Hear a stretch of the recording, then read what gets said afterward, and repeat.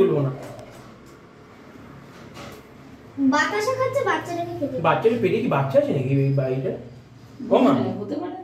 হ্যাঁ না বডিটাই ওরকম, আমার পেটে বাচ্চা রয়েছে মা। এটা কোনটা পেটে? এই যে বড়টা। দ্যাট ও মা দেখো সত্যি বলছি।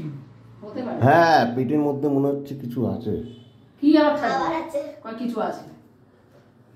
এইটা ওই কারণে বসে রয়েছে, বাচ্চা আছে পেটে। কিন্তু সব কটারই তো পেট মার রকম, এই এটারও তো পেট এরকম মা। এ পেট ভরে গেছে। কতটা কি খাইছে? ঠিক আছে দরজা মধ্যে জানালা খুলবি না কিন্তু, তাহলে আমি তো বেরোবো সাইকেল নিয়ে।